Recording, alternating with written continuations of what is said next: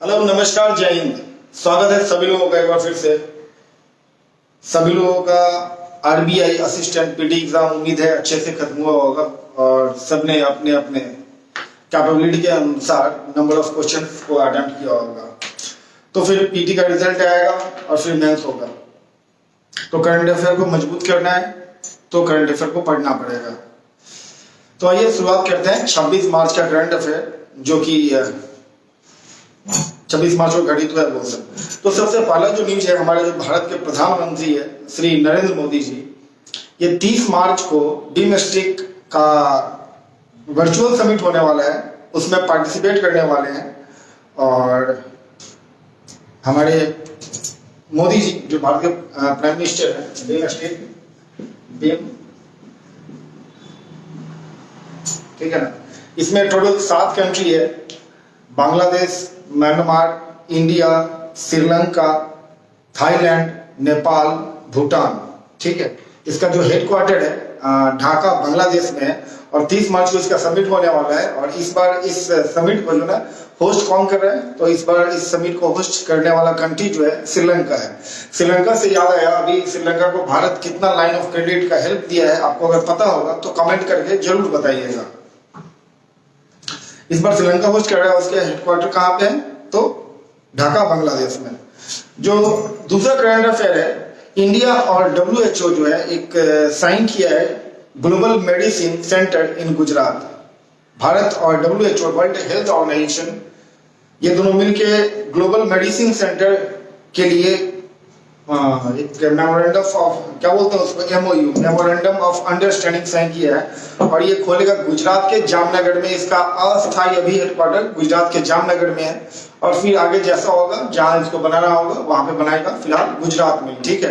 And it will be help किस चीज के लिए करेगा हेल्प, तो important medicine in world, traditional medicine in world को ये क्या बोलते हैं, उस चीज को बढ़ावा देगा। ये MOU साइन फाउंडेशन इंडिया और वर्ल्ड बैंक, ये वर्ल्ड हेल्थ ऑर्गेनाइजेशन के द्वारा जो हो रहा है। ठीक है। जामनगर में गुजरात में होगा, ये ट्रेडिशनल मेडिसिन को बढ़ावा देने के लिए है। ठीक है। जो अगला न्यूज है, अनिल अंबानी जो कि रिलायंस के धीरूभाई अंबानी के द्वितीय सुपुत्र हैं, मुकेश अंबानी और अनिल अंबानी। तो अनिल अंबानी का जो बिजनेस है काफी ज्यादा डाउन चला गया। मुकेश अंबानी तो भारत नहीं, एशिया के ही सबसे रिचेस्ट पर्सन बन गए हैं। तो अभी इनको सेबी जो बोला है ना कि अपने आर पावर, रिलायंस पावर और रिलायंस इंफ्रास्ट्रक्चर से इस्तीफा देने के लिए बोला है। तो इन्होंने रिलायंस पावर और रिलायंस इंफ्रास्ट्रक्चर से इस्तीफा दे दिया है। और राहुल सरीन जो है इसके फिलहाल एडिशनल डायरेक्टर बनाए गए हैं, ये दोनों कंपनी के, रिलायंस पावर के और रिलायंस इंफ्रास्ट्रक्चर के। जो अगला न्यूज है कि Bangladesh celebrate 51st independence day on March 26। हम लोग 15 अगस्त को अपना इंडिपेंडेंस मनाते हैं, पाकिस्तान 14 अगस्त को मनाता है। और 1971 में इंडिया और पाकिस्तान के बीच युद्ध हुआ था, उस समय वहां से निकल के आया था बांग्लादेश। और उस समय एक सबमरीन अटैक किया गया था पाकिस्तान पे भारत के द्वारा।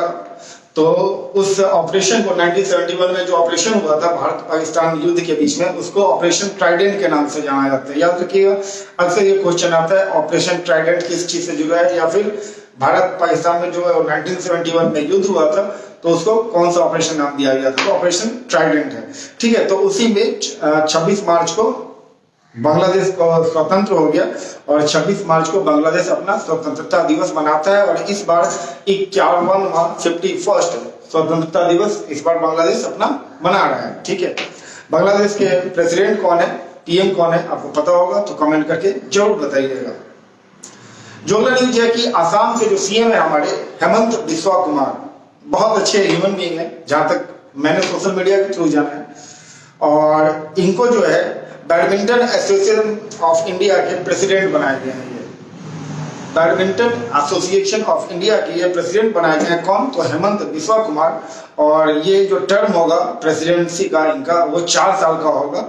और ये इनका इस बार दूसरा टर्म है। ये ऑलरेडी थे और री इलेक्ट हुए हैं as president of Badminton Association of India.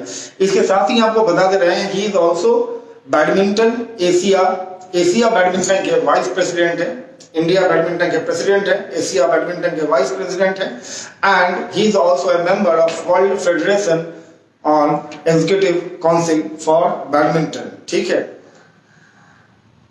Badminton Association of India के जो न्यू सेक्रेटरी जनरल है वो संजय मिश्रा है। Sanjay Mishra is new secretary general of Badminton Association of India, and Assam CM Hemant Biswa Kumar is president of Badminton Association of India.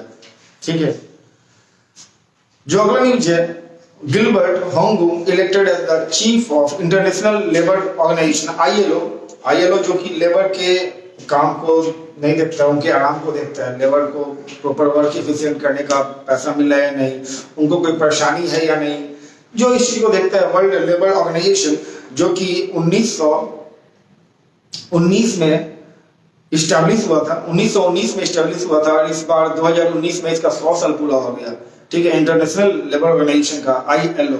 ठीक है, इसका headquarter जो है जेनेवा स्विट्जरलैंड है, और तो इसके जो है ना, जो नए चीफ बनाए गए हैं गिलबर्ट होंगलू, ये देखिए गिलबर्ट HOUNGBO होंगलू। ठीक है ना, ये इंटरनेशनल लेबर ऑर्गेनाइजेशन के नए प्रेसिडेंट बनाए गए हैं, और ये टोगो एक कंट्री है, उस कंट्री से बिलोंग करते हैं, वहां के ये पीएम रह चुके हैं। ठीक है, ये आईएलओ के डायरेक्टर जनरल हैं। ठीक है, और ये इंटरनेशनल लेबर ऑर्गेनाइजेशन के 11th हेड हैं, अभी तक 10 बने, और ये 11th हेड हैं, मतलब 103-4 साल में ये कोई 10-11वें हैं।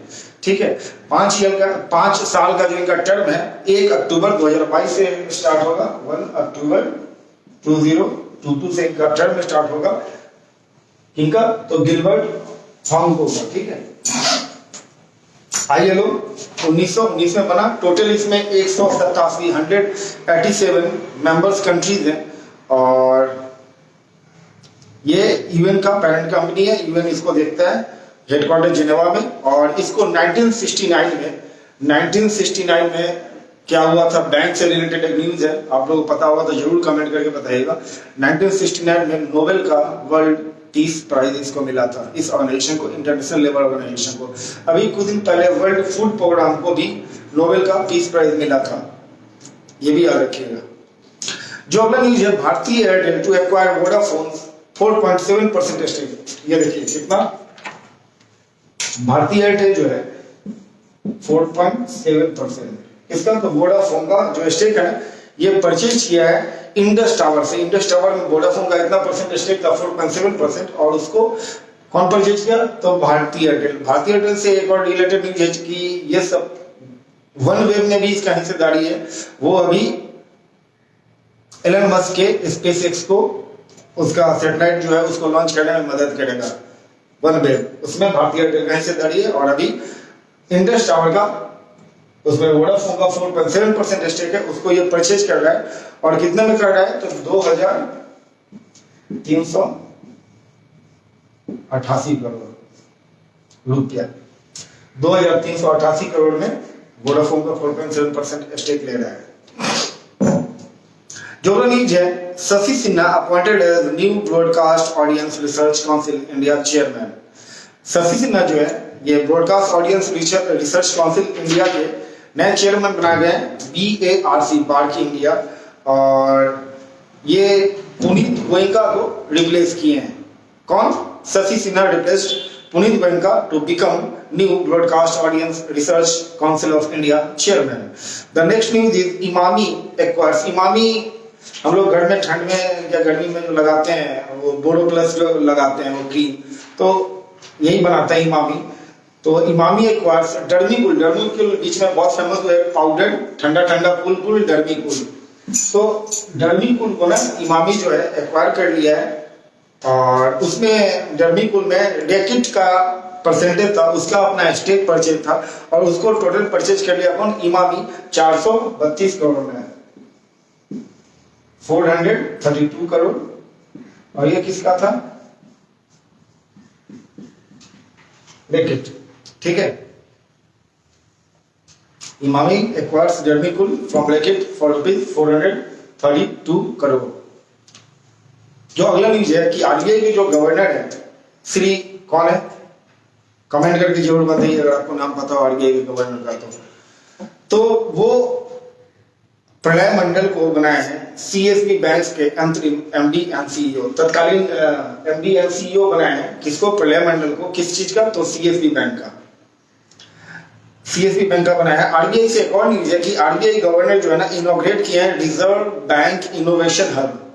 रिजर्व बैंक इनोवेशन हब कहां पे? तो बेंगलुरु में। और इसका जो इनिशियल कैपिटल है, जो शुरुआती इसमें पैसा लगा है वो 100 करोड़ रुपया है। ये भी आरबीआई के गवर्नर की है। तो RBI governor inaugurated reserve bank innovation hub in Bengaluru with an initial capital of ₹100 crore. ठीक है, और ये एक सेपरेट बॉडी है और इस चीज के लिए इसका एक चेयरमैन भी बनाया गया है। और सेनपति गोपाल कृष्णन को इसका चेयरमैन बनाया गया है। ये इंडिपेंडेंट बोर्ड है। Reserve bank innovation hub 100 crore के लागत से शुरुआत हुआ है और इसके चेयरमैन सेनपति गोपाल कृष्णन बनाए गए हैं। ठीक है, ये सेक्शन 8 बिजनेस के तहत इसको लाया गया है और under the companies act of 2013, under company act 2013 और सेक्शन 8 बिजनेस एक रूल है आरबीआई का। क्या है आप लोग डिटेल में देखिएगा। ठीक है, NATO North Atlantic Treaty Organization जिसके की हेड है जेम्स स्टोल्टेनबर्ग, जो कि नॉर्वे के प्राइम मिनिस्टर थे और 2014 में वो नाटो के सेक्रेटरी जनरल यानी कि नाटो के हेड बने हैं। ठीक है, नाटो में टोटल 30 कंट्रीज है और फिलहाल नाटो काफी ज्यादा चर्चा में है। रशिया और यूक्रेन के वार को लेकर के, यूक्रेन उसमें मिलना चाहता है, रशिया चाहता है नहीं मिले, तो इसको लेकर नाटो फिलहाल चर्चा में है। और जब नाटो चर्चा में है तो नाटो के जो हेड है वो ऑब्वियसली चर्चा में होंगे। तो इनका जो कार्यकाल था 2014 में बने थे, 22 चल रहा है, इस साल सितंबर में खत्म होने वाला था। लेकिन जो नाटो के ऑर्गेनाइजेशन मेंबर है, जो 30 कंट्रीज में है, तो वो लोग मीटिंग में ये डिसाइड किए कि जेम्स स्टोल्टेनबर्ग का जो कार्यकाल है उसको 1 साल के लिए और बढ़ा दिया जाए और आगे का जैसा होगा वो देखा जाएगा। तो फिलहाल ये सितंबर 2023 तक नाटो के चीफ हेड रहेंगे। नाटो का हेडक्वार्टर ब्रुसेल्स में है और 4 अप्रैल 1949 को नाटो फॉर्म हुआ था 12 कंट्रीज के साथ में। जो अगला न्यूज है कि Airport Authority of India and Bharat Electronic Limited, Bharat Electronic Limited ये भी भारत सरकार का सब्सिडरी है, collaborates to develop indigenous air traffic management system. Air traffic management system airport पे लाने के लिए एयरपोर्ट अथॉरिटी ऑफ इंडिया और ये भारत इलेक्ट्रॉनिक लिमिटेड जो है ना, ये लोग कोलैबोरेशन किया है। ये लोग साथ में मिल करके एयरपोर्ट ट्रैफिक को जो भी है उस काम को बेहतर करेगा इलेक्ट्रॉनिक मदद से, चाहे जैसे भी कंट्रोल सिस्टम को बेहतर करेगा। जो अगला न्यूज है Mario Marcel. Mario Marcel wins governor of the year. Governor of the year से याद आया कि ये governor of the year Reserve Bank of India का है। ठीक है, मतलब सेंट्रल बैंक ऑफ इंडिया का है। हर देश का एक अपना अलग सेंट्रल बैंक होता है। भारत का सेंट्रल बैंक कौन सा है? तो रिजर्व बैंक ऑफ इंडिया। और हमारे गवर्नर कौन है? मैंने पहले पूछा था, आपको पता है तो कमेंट करके बताएं, श्री शक्तिकांत दास।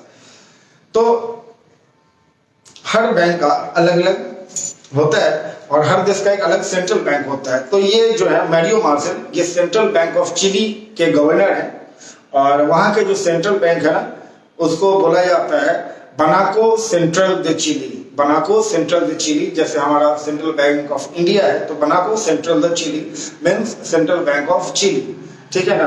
तो सेंट्रल बैंकिंग अवार्ड 2022 में ना ये मारियो मार्शल को बेस्ट गवर्नर का अवार्ड मिला है और ये कहाँ के हैं? तो चिली के बैंक के सेंट्रल बैंक के गवर्नर है। हाँ, ये था 26 मार्च का करंट अफेयर। आपको कैसा लगा कमेंट करके जरूर बताइए। अच्छा लगे तो उसको बिल्कुल शेयर कीजिए।